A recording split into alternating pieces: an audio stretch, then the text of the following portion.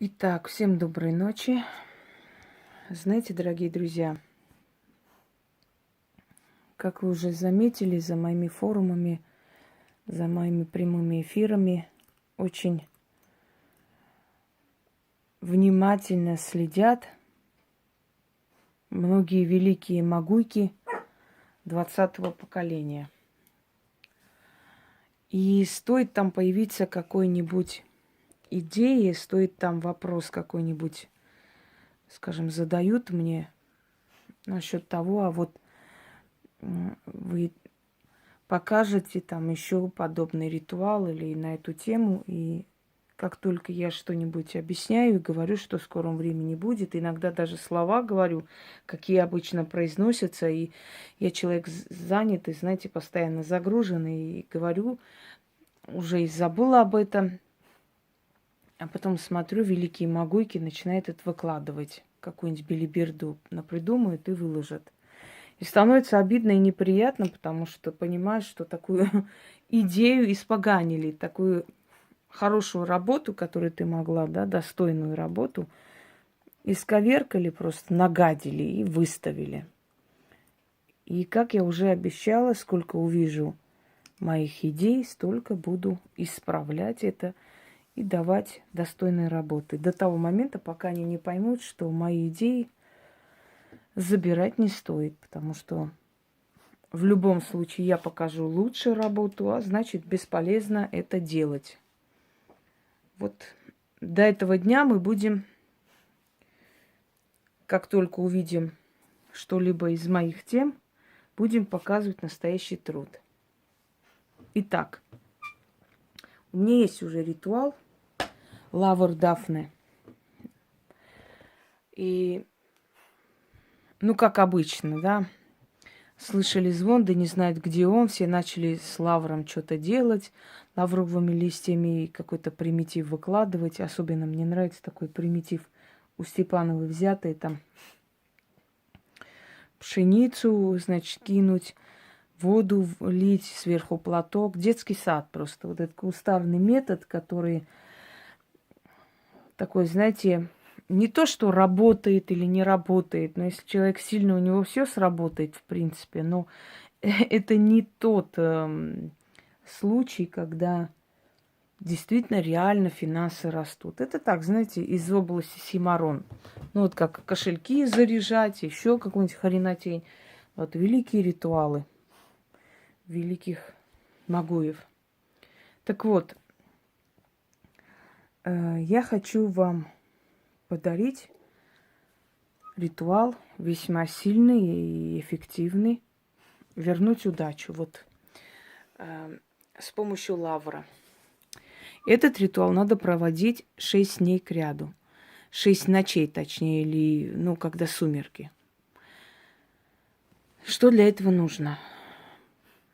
Во-первых, ну, здесь эти черные свечи для освещения, для красоты.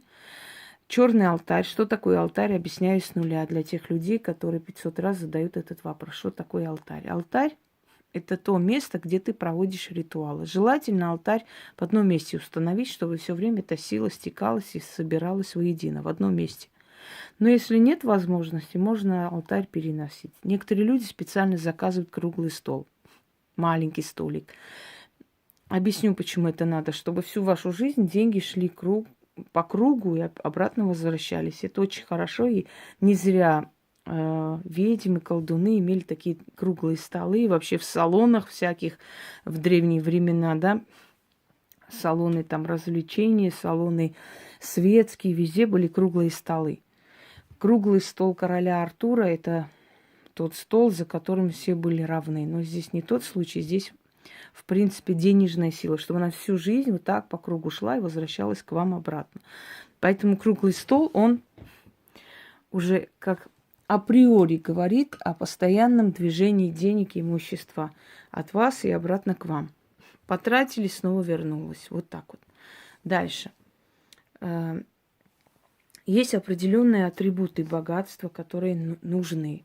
Например, золото, серебро. Мне иногда спрашивают: вот скажите, пожалуйста, вот если у меня нет украшений, что мне делать? Если у тебя нет украшений, значит, делай те ритуалы, которые без украшений до того момента, пока ты не добьешься хотя бы одного украшения, а потом уже будешь делать с украшениями.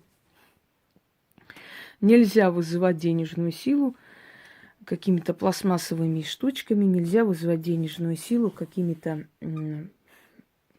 двумя свечами, скрутить друг с другом, или капать на яйца, или капать на что-то еще и вызывать денежную силу. Дорогие друзья, деньги тянутся к деньгам. Это древняя истина, и эту истину, я думаю, что нормальные люди уже усвоили.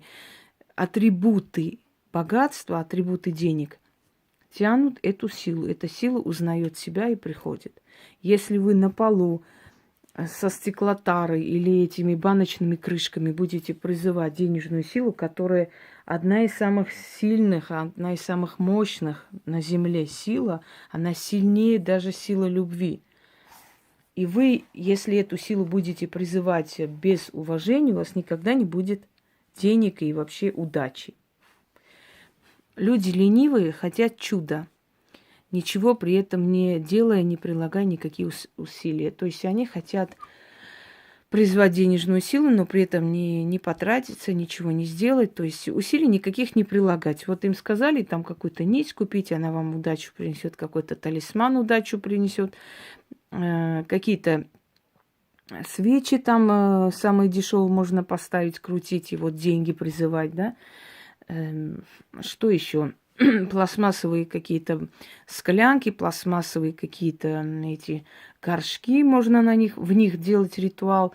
Значит, можно делать ритуал на каких-то баночных крышках, и будет тебе счастье, удача. Можно делать ритуал одним стаканом воды, призвать денежную силу. И вот люди радостно бегут, но на самом деле как бы результатов не видно. Как говорится, хрен с ним, что не помогает, зато бесплатно.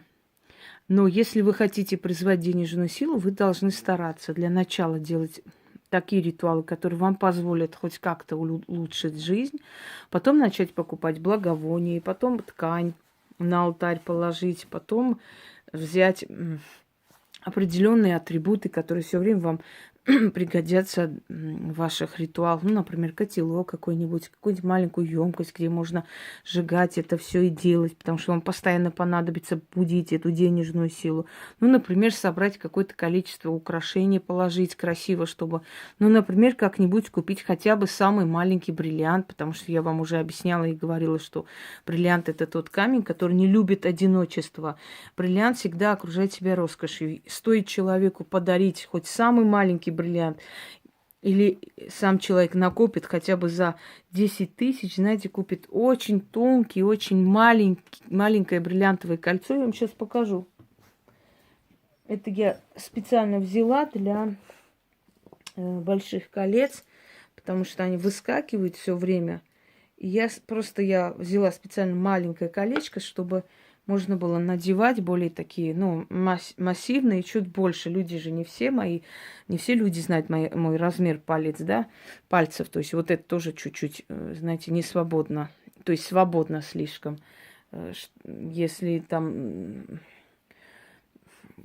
рука вспотеет, она может выскользнуть. И поэтому вот это маленькое кольцо, сколько она, по-моему, 13 тысяч стоит.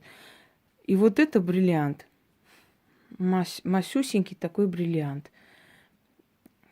Такие кольца, они как бы не часто берутся, и поэтому чаще всего его иногда, ну, как бы выставляют на полцены, или цена уменьшается. Вот здесь на полцены я ее взяла. И здесь маленький бриллиант. Я не ради бриллианта взяла, я бы взяла, еще раз говорю, чтобы она...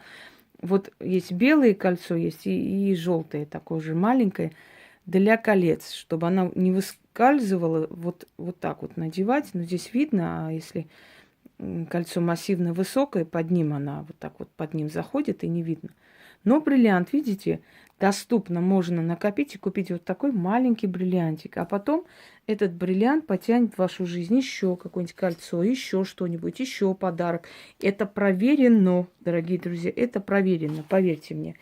Стоит одному бриллианту просто в вашу жизнь войти. Почему родители покупают детям, дочерям, например, маленькие колечки, но хотя бы бриллианты. Говорят, бриллиант, вот принято дарить бриллиант, да, вот он считается благородный камень. Так вот, есть определенные атрибуты, ну вот откройте, посмотрите, закон денег, игра разума, да, значит, закон богатства и так далее. Там все это я логично объясняю и говорю. Так вот, речь о том, что для того, чтобы пробудить силу денег и силу удачи, нужно соответствующе принимать эту силу. Это мощная сила, это движущая сила, просто космическая сила, которая двигает всем, что есть, все на деньгах, все на деньги упирается. И призывать деньги какими-то несчастными там стеклами, еще что-нибудь, или банками, склянками, это нереально. Количество ритуалов, понимаете, всяких разных, это хорошо, но оно должно еще и работать. Так вот, вот вы там торговали хорошо, или у вас были заказы, или вы что-то там делали, и в какой-то момент оно уменьшается, как-то вот, как-то это все начинает уходить в никуда, и вам нужно снова вернуть это состояние обратно. Лавр или Дафна, легенда про Дафне, значит, нимфа по имени Дафна была настолько красива, что сам Аполлон добивался ее любви, она ни в какую. И вот однажды, когда он погнался за ней, она от него убегала и от страха превратилась в дерево. Аполлон очень сильно сокрушался, а потом поклялся, что ее листья будут украшать венки победителей и удачливых людей. Вот с того времени лавр стал символом удачливости, победы, фартовости и так далее. Так вот, очень много ритуалов, связанных с лавровыми листьями.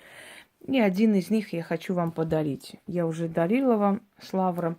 Вот хочу подарить еще один ритуал. Это возврат удачи. Хотите вернуть эту удачу? Я вам еще раз говорю, денежная сила, она капризна. Она любит, когда ее постоянно делают, постоянно повторяют. Поэтому денежная сила – это одна из тех сил, которые все время любят подпитываться энергией ваших просьб, ваших обращений. Все время должны обращаться, все время должны просить. Так, 6 вечеров, вот сумерки, как начинаются, потому что в сумерки эти силы, они особенно активны, их время наступает, силы денежные. А деньги дает темная сила. Ну, в принципе, светлой силы и не существует, это условно. Темная сила дает деньги. Хотите, не хотите, хотите, там сочиняйте всякие легенды, но деньги дает только темная сила, и больше никакая сила. А их время активности – это сумерки. Так вот, лавр, листья. Купите прям целую пачку. Ну, здесь не вся пачка, ну так, почти половина. Потому что вам понадобится. Даже не одну пачку, а 6-7. Значит, 6 вечеров или сумерки, да, или ночей к ряду проводите этот ритуал. Стелите ткань на алтарь. Положите атрибуты, скажем так, богатой жизни или жизни достатка. Ну вот здесь белое золото, серебро, золото, желтое золото. Можете побольше.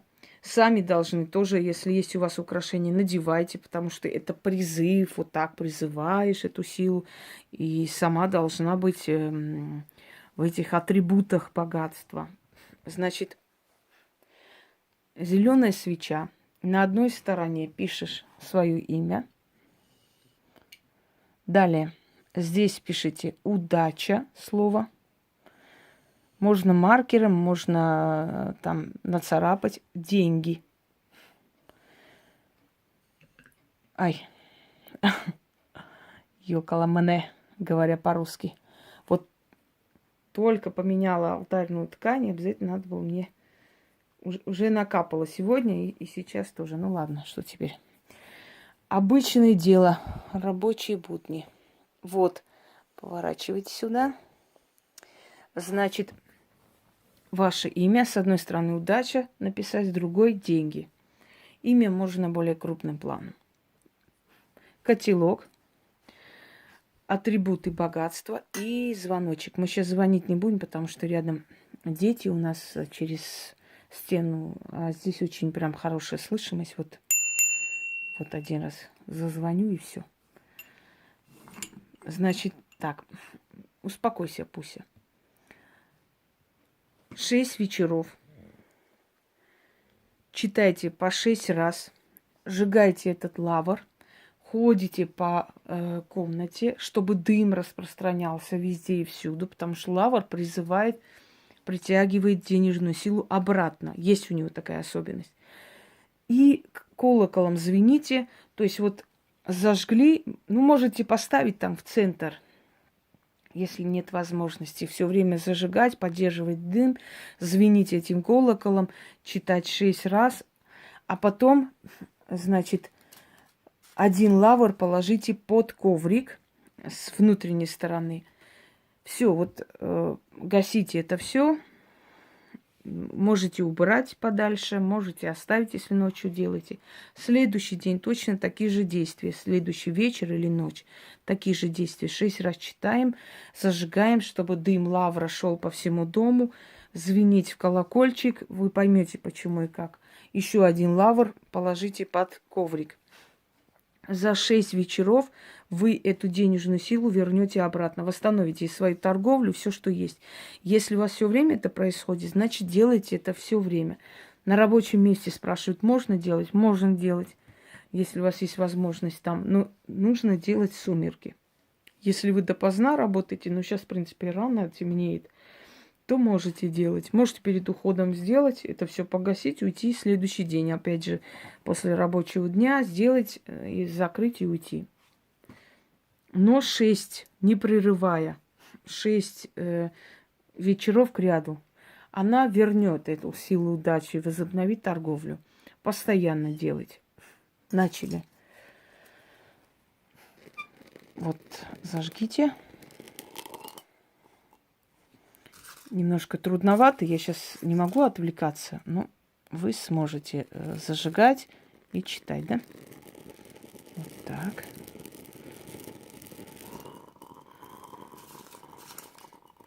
Ну, если лавр сухой, он нормально будет гореть. О, красота. Это, в принципе, греческий лавр. Лавр тоже бывает разный.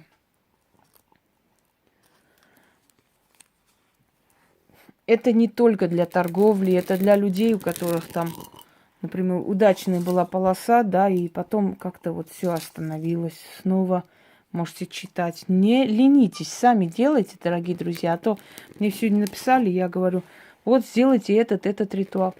Ой, я боюсь. Ну, если боишься, если ты не боишься жить в дерьме, а боишься менять свою жизнь, мне кажется, когда человеку, знаете, когда у человека отчаяние, когда его приспичит, он к самому сатане пойдет на поклон, лишь бы у него были перемены. Если человек действительно устал от вот такой жизни, ну, видать, еще петух не клюнул, понимаете, поэтому еще ломаются. Вот я боюсь, я пока еще не готова. Ну, а кто за тебя будет делать? И зачем, самое главное? Стучите, да отворится вам. Не забывайте эту истину. Она действительно истина. Во.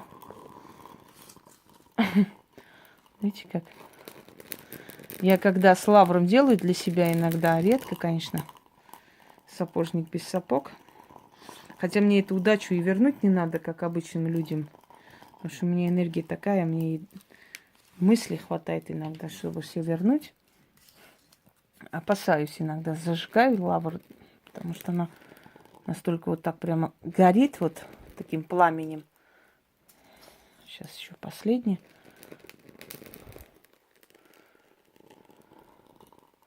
Во. Итак, звенеть не буду, но я вам объясню. Вот, дым пошел, начал гореть. Много-много зажигайте, сколько возможно, чтобы был источник дыма. А потом спокойно читайте. Можете по ходу, каждому как удобнее. О лавр Дафна, венчающая на победу и власть, я к тебе обращаюсь.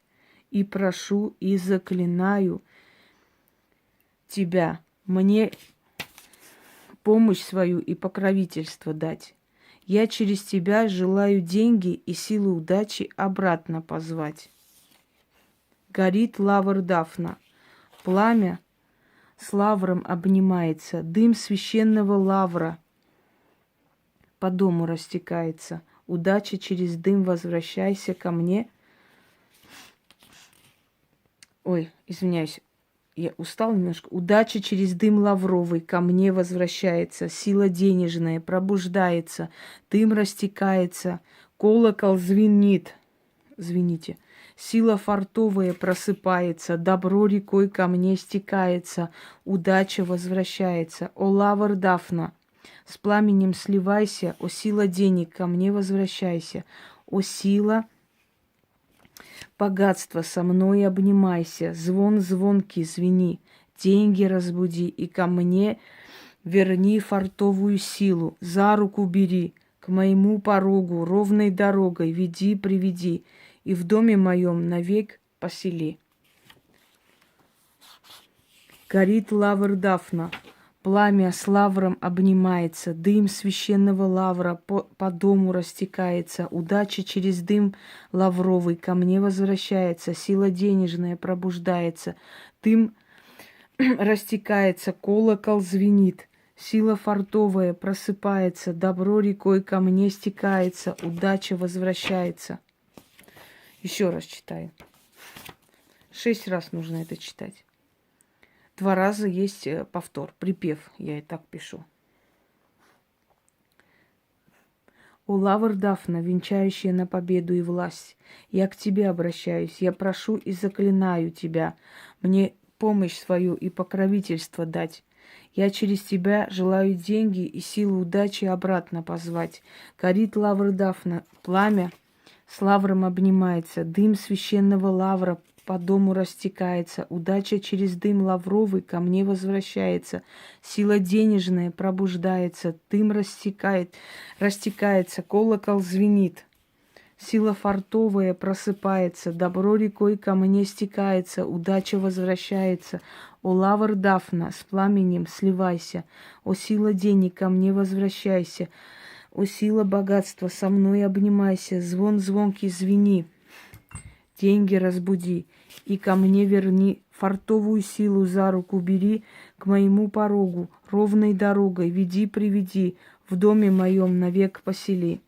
Горит лавр Дафна, пламя с лавром обнимается, дым священного лавра по дому растекается, удача через дым возвращается, лавровый ко мне возвращается, сила денежная пробуждается, дым растекается, колокол звенит, сила фартовая просыпается, добро рекой ко мне стекается, удача возвращается. Немного устала, и заговор длинный. Но вот как раз есть повод найти время и вам показать. Вот это все до последнего, так сказать, догорит. Вот не все сгорело, но ничего страшного, скажем так. Не это главное. Главное, чтобы вы поняли технику, как это нужно делать.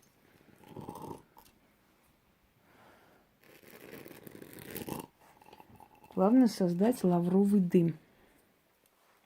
И через этот священный дым в древних храмах окуривали алтари лавром, лавровым дымом. Считалось, что это приносит удачу храму и людям, которые там молятся, просят о помощи и так далее.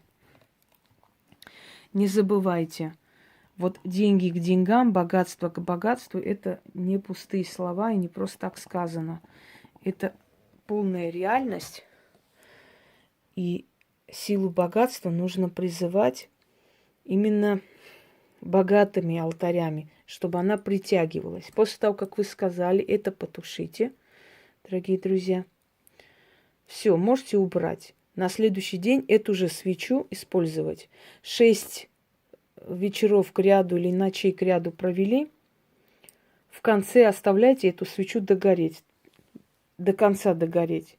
Потом относите, оставляйте откуп 6 монет и огарок свечи. Мне как-то одна очень умная дама сказала, что за ерунда, от своих денег нужно откупаться, призывать деньги и от своих денег откупаться. Да нет, специально для таких дам из колхозов объясняю, когда ты просишь у денежной силы помощи, от этой силы ты должна откупиться. Сила пришла, и она должна взять у тебя откуп, благодарность за то, что вернула тебе удачу. Удачу, чтобы ты дальше заработала свои деньги и поднималась. Понимаете? Жаль, что люди, которых боги обделили мозгами, желают кому-либо дать совет, поскольку они привыкли на халяву, да, совковский менталитет, просто так все должны дать. Поэтому их очень возмущает, что где-то нужно где-то откупиться, где-то нужно поблагодарить, где-то нужно чем-то пожертвовать, что-то отдать. Очень возмущает их.